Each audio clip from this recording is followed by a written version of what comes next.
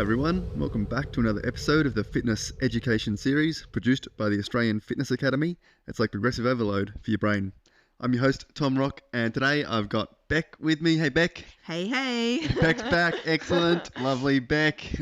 Becc's brought a good topic to the table and I thought it was a good fun one to discuss, but she's come with the top 10 common training terms that PT should know. Yeah, yep. Awesome. Is that a rough idea? Give me a rough summary of why these are important, do you think? Becc? I think it's important as a PT, I guess, being able to explain them sometimes to your client. Yeah, awesome. And it will assist you with creating programs and assisting your clients with their goals as well. Yep, very cool. I think that's a very good summary. And when I was sort of thinking about it as a topic, it was really good when you sent it through. And I was reading through the list and you sort of take for granted what you know as a PT. Yes. Yep. But it's also important to be able to explain them to clients because clients will have no idea. Whereas you as a PT, obviously it's important for you to understand these. Yep. But once you understand them, it's so important to realize that you probably have to explain them to clients at some point too. Especially when you hand a client a program. Yes. And there's a whole bunch of numbers, names listed right in front of them and they do not know what it means. So being able to explain it and simplify it is the best way to assist clients. Yeah. So if you understand it, then you're able to assist your client as well. I love it because sometimes you end up taking for granted the ability just to, here's a program and you think they can read it and understand and just go implement it. It's like, it's, not even just not knowing the exercises is one thing, but understanding how it all fits together and what each means is important. So, reel us off number one top training term we should know. My number one, and I guess I should say they're not in order. They're not in any particular order. This is just as I wrote them down as they came to my head of what I thought was important to know. Awesome. So number one I put is reps or repetition. So understanding that reps is the amount of times that your client or you are going to do that movement. Yep, very cool. I think a really common term as a personal trainer in a gym, but if you're outside the gym setting, learning what a repetition is and applying it is really important. I think we'll jump into number two as well because sets and reps, which I think goes hand in hand with reps a little bit, but they're probably the initial two that people get confused all the time. Yes. Yep. They see these numbers in front of them. They're like, what am I doing? How many times am I doing this? Yep, exactly. And understanding what a set is and what a rep is important. Clients will confuse the two. Yep. And I think every program is, there's so many different programming templates these days. Yep. Some columns might say reps and sets, but some programs will just have like 3 times 10. Yep. And it's like, well, am I doing 3 reps of 10? And generally it's sets times reps times probably intensity. But if a client doesn't know that, sets are important. Yeah, we might not. Well, they could. We might want them to do 10 sets of 3 we might. Exactly, we might. And it's making sure they understand, well, is it 10 times 3 or 3 times 10 and what the difference is. And when a client says, what is a set? Or how many, you have to say, well, it's a set of 10 reps. Yep. But then if they don't know what a rep is, you have to start explaining what a rep is. Yeah, exactly. So it's an interesting concept, and the more you work with people, the better you get at explaining it. But it's sometimes hard when you haven't thought about it for years. Yep. Trying to explain what we think is potentially a simple concept might not be simple. Yeah, trying to simplify it even more for a client. And I think it would come about every so often when I would have a new client, because I would have clients for so long and they all understood it. Yep. But then you kind of forget again when you have a new client come on board and you've got to explain it. And if you haven't done it for a while, sometimes really does get you thinking. It does. It stumps you sometimes. We're going to do 2 sets of 5, and they're like, what are you sets of what? What's a set? Like a whole new lingo. Yeah, exactly. So a lingo that we get. Very, very cool. What's your next one? Yeah, the next one is tempo. Very cool. Interesting term, tempo, and definitely part of most programs. I think generally lots of well-written or sort of detailed programs. What's your take on when it came to tempos and I guess with my clients, unless they were a little bit more advanced, that when I would include tempos. Otherwise, it can sometimes be just another set of numbers that I then have to explain to them what is Absolutely. required of them as well. So for some clients, it might have been easier for me to almost put the tempo as slow, controlled, or if it was explosive Yep. for like a plyometric Yep. movement as an example, rather than prescribing them actual numbers. The actual numbers, yeah. So there is prescription numbers of tempo. So it's like 312. Yep. Or there is the 4 number Yeah, version I think too. I originally learnt with 4 numbers. Yeah, I so originally now I'm learned with still... 4 too. So I generally stick to that one as well, which is like the pause in the middle of Yep. the reps. But I think tempo is a really cool one to be on there because even if we don't have it on a program, and not all programs necessarily have to have Yep. tempo, but it's a common, I think it's a common, not necessarily term, but you have to at some point educate a client on how to lift a weight. Yes. Yep. And whether you prescribe tempo as numbers or like slow and controlled, getting them to understand what speed they should lift the bar at some point is important. Yep. Whether you call it tempo or you have it on the program. Yep. When a client does a crazy rep and you're like, well, let's slow it down, letting them understand is really important. Yep. Yeah, perfect. Awesome. Next one's the number 4. Again, this is no particular order, but I put superset. Superset is where we might have 2 movements, like 2 or more, could be partnered together with minimal to no rest. Awesome. Potentially in between as well. Perfect. Another good term, I think. Beck did send me the list in time before the podcast, so I got to have a bit of a run through it. I think it's a good one because we know what a superset is, but it's a common term that you might want to implement on a program card. So if a client doesn't understand what a superset is, the program that you've written them that should take 45 minutes might take them 60 minutes to 70 minutes because they don't understand the concept of a superset. Yes. Yep. Yeah, exactly.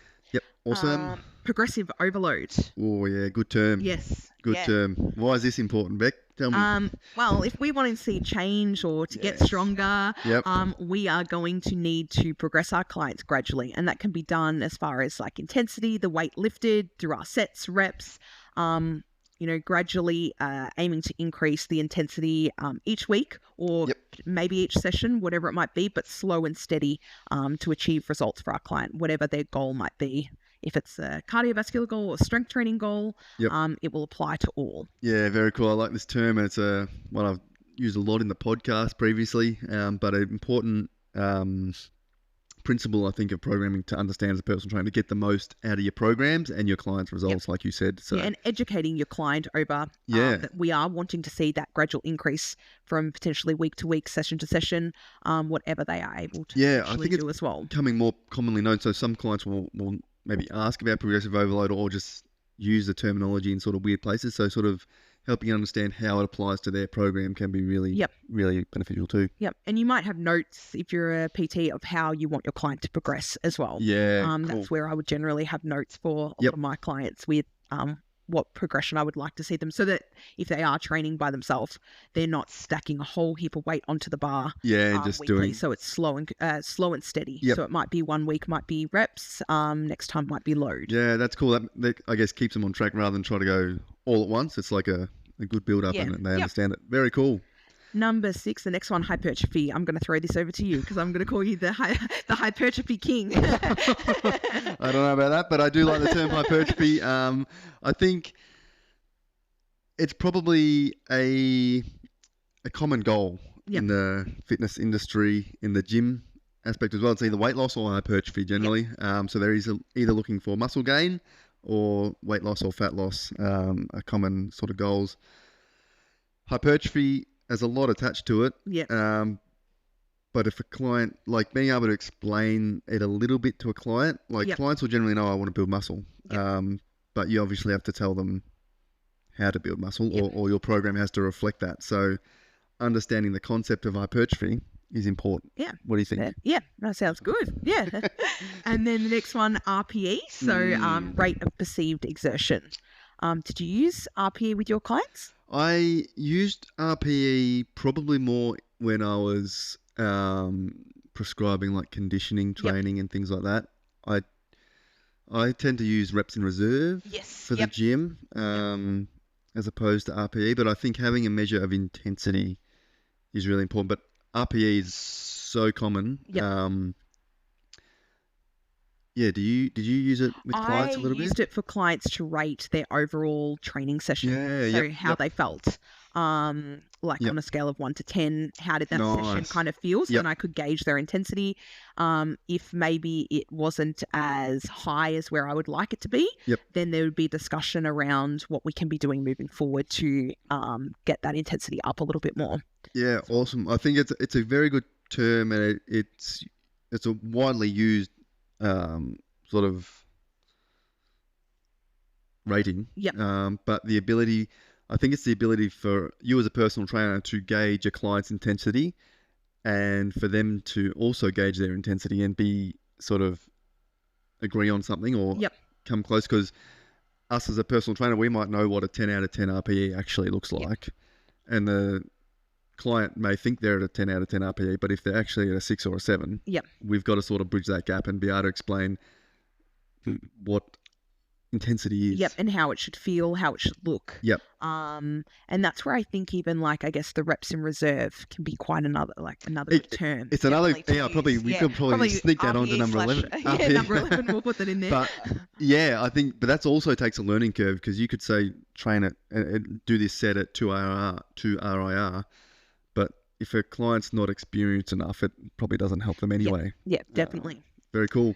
And then the next three are all kind of similar. What We've do we got eccentric as the next one. So one there's like the lengthening phase of the muscle or the movement. Yep, let's go through the next three as a group, Yeah. I reckon. So what have we got? Concentric. Yep. And then isometric. Awesome. So these are basically the three types of muscle contraction. As Becc said, eccentric is muscle lengthening under tension, concentric is muscle shortening, and the isometric is muscle tension without changing in length. Yep. Why are these important, Becc? Oh, Gotcha. I In terms actually of- don't know. I'm like, I actually don't know. Put me on the spot. Put me on the spot. I know, I always love doing that on podcasts. Sometimes I guess I've used it for my clients understanding the different phases of the movement. Yep. Might assist them with, especially more advanced clients where I've utilized tempo as well. Absolutely. That's where I found, mostly. Yeah, I think that's a absolutely good application of them. So when more advanced classes, it sort of relates to tempo probably, and you're talking about different portions of exercises, whether it's the concentric portion or the eccentric portion, is important. I think it's important to understand as personal trainer too, because it'll help you work out. Well, you obviously need to know what muscles are doing certain exercises, but how they're working and what they're doing is important as well, potentially, and understanding eccentric exercise that focus on eccentric movements are probably going to make someone more sore and cause more DOMs than something that's just solely concentric focused, and sort of understanding that how they're going to affect the outcome of an exercise is probably important too. Yeah, perfect. Very cool. I like it. Becc, excellent terms for PTs to know. Yeah, I think we covered all 10. I think we covered all 10. It was great. Plus one extra. Plus the extra number 11, RIR. But yeah, hopefully you got a bit out of that, guys. It'll get you thinking about things that you might think are common knowledge or you don't have to worry about because you know them. But as soon as a client asks you or it comes into your discussions, being able to sort of explain them simply to clients, something you'll have to probably develop. Yeah, and if you have any other ones for us, let us know. Absolutely. Yeah, if you've got any other terms that we didn't cover today that you think are super common in the industry that people should know, need to know more, should be more widely recognised, send an email to tom@afa.com.au. We can definitely expand, do another episode on extra terms and important terms PT should know. That'd be really cool. Yeah. So if you got any other terms, guys, or you got any questions on these, send me an email. Yeah. Other than that, thanks for jumping on, Becc. Yeah, thank you. Excellent. I'm sure you'll be back on soon, which will be good. Yep. Everyone else, have a good weekend, and we'll talk to you all soon. Thanks, guys.